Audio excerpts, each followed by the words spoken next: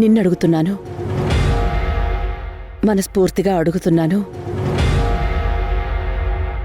నన్ను క్షమించు. అయ్యో, మీ చేత క్షమాపణ చెప్పించుకోవాలని కాదా అండి, నా పెయిన్ చెప్పుకున్నానంతే. నీ పరిస్థితుల్లో వేరే ఆడపిల్లెవరైనా ఉండుంటే మనసులో కక్ష పెంచుకుని మా కుటుంబం చెడు కోరుకునేది. కాని నువ్వు ఇంత దూరంలో ఉండి కూడా ధ్రువాని కనిపెట్టుకునున్నావు. తనకి చెడు జరగకూడదని కోరుకున్నావు. ఒక్క మాటలో చెప్పాలంటే తన తల్లి స్థానంలో ఉండి ఆలోచించావు. అందుకే నీ మీద నాకు గౌరవం పెరిగింది.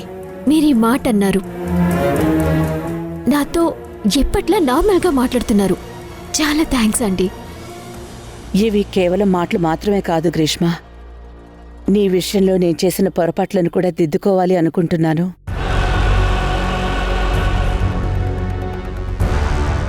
ఇప్పుడు ధ్రువ నా చేదాటిపోయాడు. నేను వాణ్ణి దారిలోకి తీసుకురాలేకపోతున్నాను.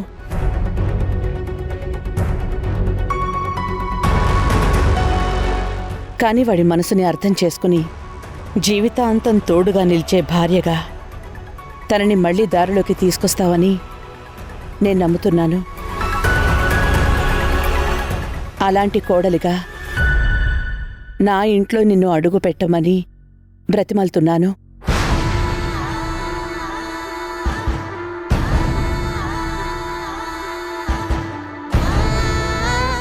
ఆంటీ, మీరేం మాట్లాడుతున్నారు?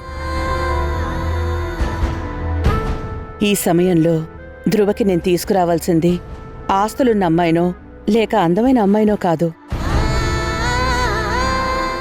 వాడి మంచి చెడులు తెలుసుకుని అది మార్చడానికి మనస్ఫూర్తిగా ప్రయత్నించే అమ్మాయిని. ఆ ప్రయత్నంలో వేసే ప్రతి అడుగులోనూ నీకు తోడుగా నేనుంటాను.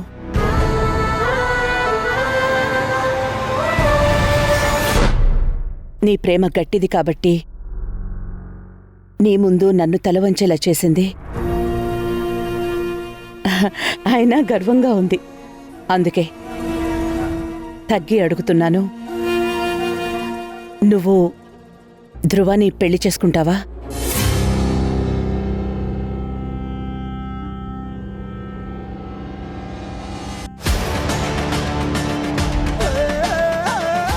ఆంటీ, ఆనందంతో నాకు మాటలు రావడం లేదు. ఇదంతా ఒక కలలా ఉంది. నీ కలని నేను నిజం చేస్తాను. నిన్ను మహారాణిలా చూసుకుంటాను. వద్దండి, ఇప్పుడు మీరిచ్చిన మాట మళ్ళీ కలైపోతుందేమో అని భయంగా ఉంది. ధ్రువ అందరి ముందు ఆ వసుంధరని పెళ్లి చేసుకుంటానని చెప్పాడు. అది జరగనివ్వను. ఒకవేళ ధ్రువ నన్ను పెళ్లి చేసుకోవటానికి ఒప్పుకోకపోతే? వాణ్ణి ఎలా ఒప్పించాలో నాకు తెలుసు. అదంతా నేను చూసుకుంటాను కదా. నువ్వు కేవలం ధ్రువాకి తోడుగా ఉంటానని నాకు మాటివ్వు చాలు. అది నేను చిన్నప్పటి నుంచి కన్న కల, ధ్రువ పక్కన నుంచోవాలని. ధ్రువని మార్చటానికి నేను ఖచ్చితంగా ప్రయత్నిస్తాను. కానీ మళ్ళీ ఆశ చూపించి లేదని అనకూడదు. ఇది నిజం. మల్లికది ఒకటే మాట.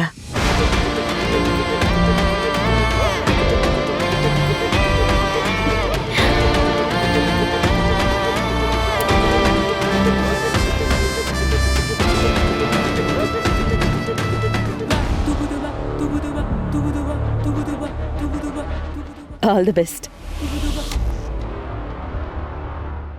ఎస్.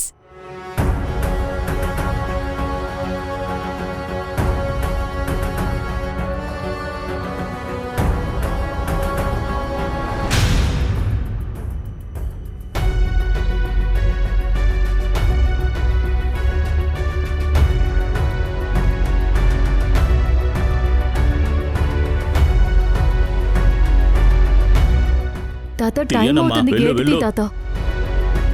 తాత టైం అవుతుంది, గేట్ తీ తాత. లేదమ్మా, లోపలికి ఎంట్రీ లేదు.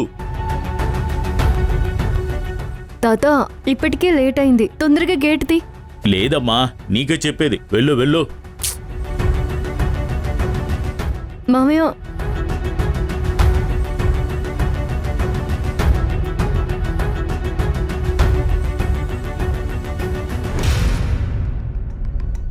ఏమైంది మామయ్య? నేను వస్తే గేట్ కూడా తీయట్లేదు. నువ్వు త్వరగా వచ్చినా ఉపయోగం లేదు వసుంధరా. ఏమైంది మామయ్య? నీ బదులు వేరే వాళ్ళు వస్తున్నారని చెప్పారు.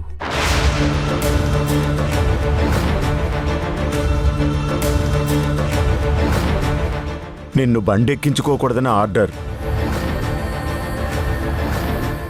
ఎందుకు మామయ్య?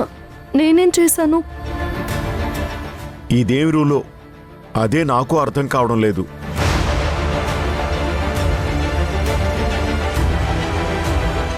ఈ విషయం మీకెవరు చెప్పారు? సూపర్వైజర్ చెప్పాడు. ఎందుకు మామయ్య? నేనంటే ఆయనకు అంత కోపం. వాడి కోపమున్నా ఏం పీక్గాడు? మేనేజ్మెంట్ చెప్పకుండా ఇంత పెద్ద ఆర్డర్ వాడు వెయ్యలేడు కదా. నిజమే మామయ్య. అంటే ధ్రువ సరే ఇదంతా చేస్తున్నారన్నమాట. నిన్న నువ్వంటే ఇష్టం అని అంతమంది ముందు చెప్పారు. ఈరోజు నిన్ను ఉద్యోగం నుంచి తీసేశారు. మామయ్య, ఆయన చెప్పిన మాట నేను నమ్మలేదు.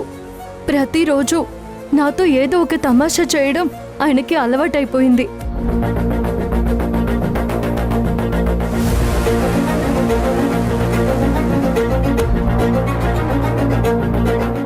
ఏంటి భాస్కర్, నువ్వు ఇంకా బండి తీలేదా?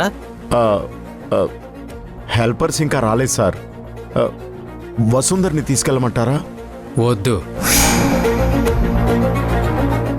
వేరే వాళ్ళు వస్తారు, నువ్వు వెళ్ళి బండి ఎక్కు. నీ చీటీ చీనిగిపోయింది.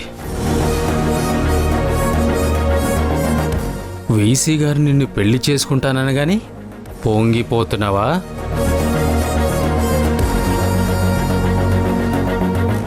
ఆయనకున్న వెటకారం నీకు తెలీదు.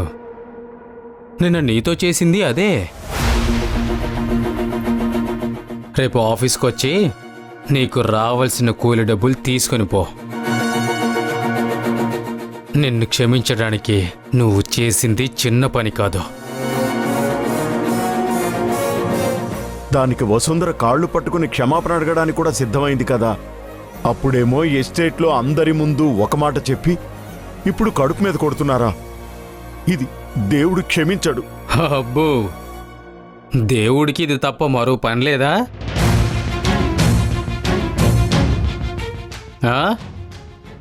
రారా, నీకోసమే చూస్తున్నాను. ఈవిడెవరో తెలుసా?